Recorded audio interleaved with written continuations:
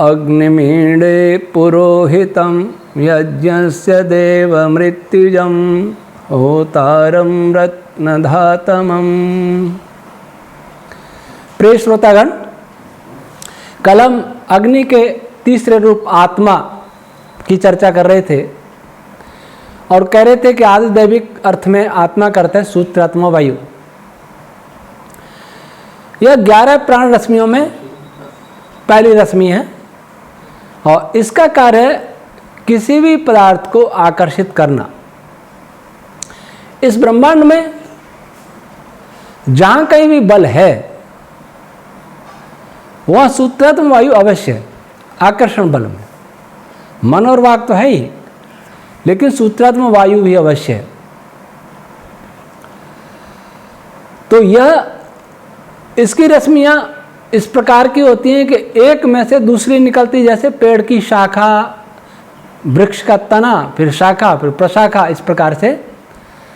तो किसी भी जैसे पार्टिकल और दो पार्टिकल के बीच में से बहुत सारी रश्मि निकलेंगी, लेकिन उनको सबको बांधने का कार्य सूत्रात्मा वायु करता है। ये एक पार्टिकल है, जैसे ये घड़ी है और इस घड़ी के चारों ओर भी सूत्रात्मा वायु का घेरा होता है। जैसे जितने सारे लोकांतर हैं, ग्रह हैं, उपग्रह हैं, तारे हैं, पार्टिकल्स हैं, फोटॉन्स हैं, सब इसी से घिरे हुए हैं। जैसे हमारा शरीर चमड़ी से घिरा हुआ है, केवल सूत्रात्मा वायु ही नहीं, इससे बड़ी कुछ रश्मि होती है, उसमें बृहति का नाम मुख्य है, लेकिन यह प्रथम की बात चल रही है तो सूत्रात्मा वायु। और जब दो पार्टिकल ऐसे मिलते हैं, अभी सूत्रात्मा वायु इसके चारों ओर है और इसके चारों ओर भी है, दोनों आएंगे तो वो दोनों को घेर लेगा, बीच में से हटके एक संयुक्त कवर बना लेंगे। तो अग्नि के जितने भी गुण हैं उन सब में भी सूत्रात्मा वायु काम करता है और यह भी आगे से ही पकड़ता है। इसके आगे जैसे एक कणी है, इसमें से रश्मियां निकलेंगी, इसमें से निकलेंगी, तो ये रश्मियों को सूत्रात्मा वायु आगे से कैच कर लेगा और दोनों पकड़ के इनको कंबाइन कर देगा। इसलिए सूत्रात्मा वायु भी पुरोहित है, सूत्रात्मा वायु रूप अग्नि भी पुरोहित है। अब आता है प्राण। सूत्रात्मा वायु के बाद जो अग्रिम प्राण रश्मि बनती है उसका नाम है धनंजय, और धनंजय के बाद फिर प्राण। 11 को मिलके प्राण कहते हैं, लेकिन उन 11 में से एक का स्वयं का नाम प्राण है। प्राण, अपान, व्यान, उदान, समान, ये 5 प्राण। जब 5 की चर्चा है कि 5 मुख्य प्राण, तो ये लेंगे प्राण, अपान, व्यान, उदान, समान।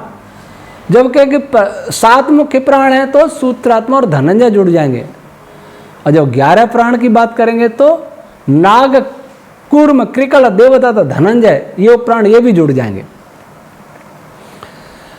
तो प्राण रश्मि का गुण होता है कि इसमें आकर्षण बल होता है, अपान प्रतिकर्षण बल होता है। तो इसलिए जब सृष्टि उत्पत्ति होती है, हम बिग बैंग थ्योरी को नहीं मानते। बिग बैंग थ्योरी का झूठ बहुत चल रहा है दुनिया में, उसमें कुछ फैल रहा है, स्पेस फैल रहा है, जो भी फैल रहा है उसकी चर्चा यहाँ करने का समय नहीं। हमारे फैलता नहीं, हमारे सिकुड़ता है। फैला हुआ तो था ही वो प्रलय, फिर वो सिकुड़ता अर्थात कंडेंस हुआ, संघनित हुआ, संघनन होने से सृष्टि बनी। फैलता हुआ कैसे आपस में कंडेंस होकर के तारा बन जाएगा या और सूक्ष्म है तो पार्टिकल बन जाएगा, इसके पीछे कोई तर्क नहीं। सिकुड़ता है, कंडेंस होता है, और वो कंडेंस जैसे दही का जब विलौना करते हैं तो मक्खन सारे दही में होता है, लेकिन विलौना करते हैं तो दही कंडेंस होकर के अलग अलग उसके पार्टिकल जुड़ के उसके अलग से मक्खन आ जाता है ऊपर। तो सृष्टि में जब विक्षोभ होता है, हलचल होती है, मनस तत्व जब कंपन करने लगता है, रश्मियां पैदा हो जाती हैं, चाहे वो प्राण हो चाहे छंद हो। छंद ही वेद मंत्र है, जिनमें से एक ये भी वेद मंत्र है, अग्निमीडे पुरोहितम। तब तो उसमें प्राण रश्मियों की भूमिका बहुत अधिक होती है अपने स्तर पर जोड़ने में। इसलिए यह प्राण रश्मि भी पुरोहित है, क्योंकि यह भी किसी को आगे से जब फोटोन गमन करता है, अगर किसी वैज्ञानिक से पूछें कि क्यों चल रहा वो लगातार फोटोन, इसका कोई निश्चित उत्तर उनके पास नहीं है। मैंने एक पत्थर उठाया और ऐसे फेंक दिया, मैंने क्या दिया कि पत्थर आगे जा रहा है, तो कहने काइनेटिक एनर्जी। पर होती क्या काइनेटिक एनर्जी? आपने तो नाम रख दिया। जैसे कोई दौड़ रहा है, उसका नाम क्या है कि धावक। धावक है, पर धावक वो क्यों दौड़ रहा है? उसको कौन दौड़ा रहा है? कौन आगे आगे ले जा रहा है?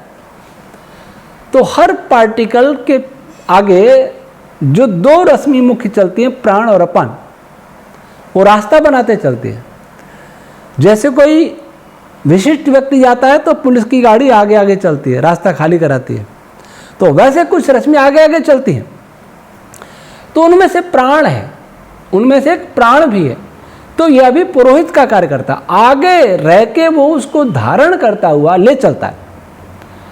अब अगला आता है विद्युत। विद्युत क्या है?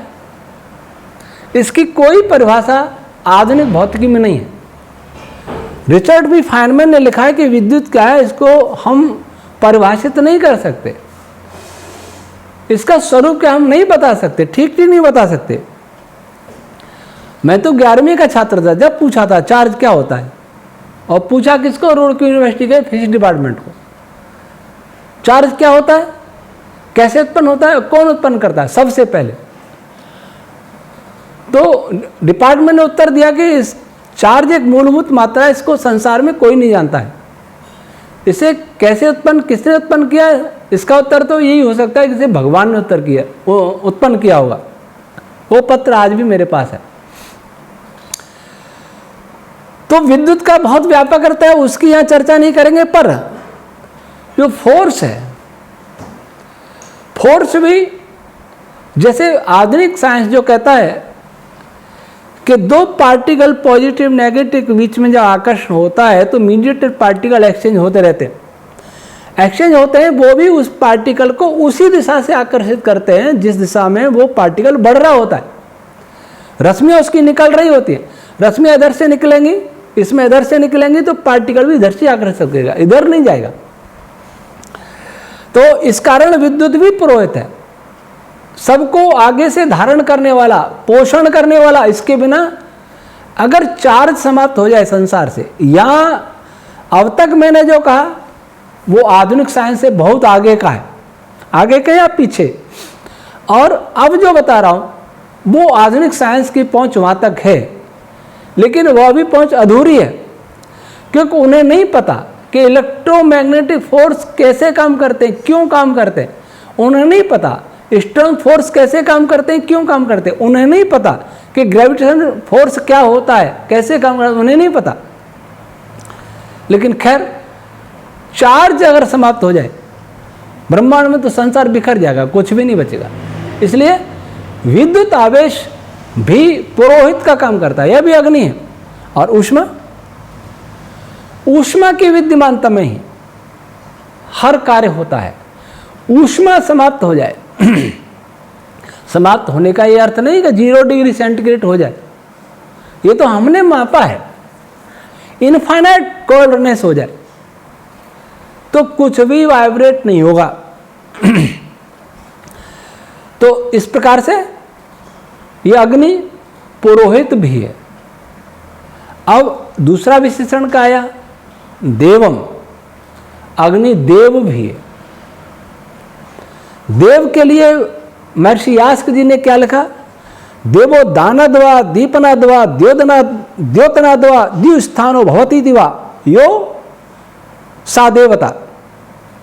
अर्थात जो पदार्थ बल का देने वाला, दानाद्वा देने वाला, क्या देने वाला? बल का देने वाला। और ये किसी और का लेख नहीं पढ़ रहा, मैं अपना ही लेख पढ़ रहा हूं। कोई सोचे कि कहीं से पढ़ पढ़ के सुना रहा है, हमारी साइट पे मिल जाएगा, और कहाँ कहाँ मिल जाएगा मुझे पता नहीं, ये लिंक दे देंगे। और दूसरों को प्रकाशित करने वाला तथा द्यू स्थानीय होता है, उसे देव कहते हैं। द्यू स्थानीय मतलब द्युलोक में रहता है, वह देव है। अब द्युलोक क्या है, इसके विषय में समझ लें। महर्षि जैमिनी ने कहा वाग इति द्यौ, वाक तत्व है वो द्यू है, अर्थात यह अग्नि वाक तत्व में रहता है, छंद रश्मियों में रहता है, प्राण रश्मियों में रहता है। प्राणो वै देव, इसलिए कह दिया महर्षि याज्ञवल्क्य ने प्राण ही द्युलोक है। आपो वै देव, आप पार्टिकल्स तन्मात्राओं के अंदर भी रहता है चार्ज, बिना किसी पार्टिकल के नहीं रह सकता। कल्पना करें कि इस ब्रह्मांड में कोई पार्टिकल नहीं है, फिर क्या electric electric charge, positive charge, उसकी ये जब तक पार्टिकल नहीं है तो चार्ज रहेगा क्या? उसका आधार ही पार्टिकल है। चार्ज के बिना तो पार्टिकल नहीं रहेगा, पार्टिकल के बिना चार्ज नहीं रहेगा। और फिर लिखा महर्षि याज्ञवल्क्य ने देवदेव आत्मा, वो आत्मा में रहता है। देव किस में रहता है? आत्मा में रहता है। सूत्र तो वही में रहता है, परमात्मा की बात नहीं कर रहा, क्योंकि वो आध्यात्मिक अर्थ आ जाएगा। और तो इसलिए अग्नि देव भी है, क्योंकि अग्नि छंद और प्राण रश्मियों में रहता है, अग्नि किसी पार्टिकल्स में रहता है, या अग्नि सूत्रत्व वायु में रहता है, और अग्नि इंद्र में रहता है। इंद्र किसको कहते हैं? विद्युत को। अग्नि विद्युत में रहता है। जहां भी विद्युत है वो अग्नि है। अगर विद्युत चार्ज नहीं हो तब भी ऊष्मा का उत्पन्न होना बहुत कठिन है, असंभव है। चार्ज पहले, जिसको हम कहते हैं चार्जलेस, न्यूट्रल, जैसे न्यूट्रॉन है उसको कहेंगे चार्जलेस है। वो कंपन करने लग जाएगा, बहुत सारे न्यूट्रॉन हो, उसमें कंपन पैदा हो जाए तो टेम्परेचर तो हो ही जाएगा। तब कहीं बिना चार्ज के होगा टेम्परेचर? नहीं है। न्यूट्रॉन में भी चार्ज है। न्यूट्रॉन में चार्ज अगर नहीं होता तो किसी प्रोटॉन के साथ वो मिल ही नहीं सकता था। उसमें क्वार्क, ठीक है, उनका टोटल चार्ज 0 है, लेकिन जिस साइड में पॉजिटिव क्वार्क होगा उस दिशा में वो पॉजिटिव की तरह व्यवहार करेगा, और जिस दिशा में नेगेटिव क्वार्क्स होंगे वह नेगेटिव की तरह व्यवहार करेगा। चार्ज कुछ नहीं है। क्वार्क में चार्ज नहीं होता तो न्यूट्रॉन ऐसा नहीं होता, और न्यूट्रॉन प्रोटॉन का कोई वो न्यूक्लियस में रह ही नहीं सकते थे। अब कहेंगे कि चार्ज फोटोन में नहीं होता, उसमें भी बल होता है, उसमें ऊष्मा होती है, फोटोन में भी होता है चार्ज। चार्ज की परिभाषा ठीक ठीक नहीं नापी गई। चार्ज उसको कहते हैं जो किसी चीज, किसी प्रकार का आकर्षण या प्रतिकर्षण बल का जो अनुभव करता है उसको चार्ज कहते हैं।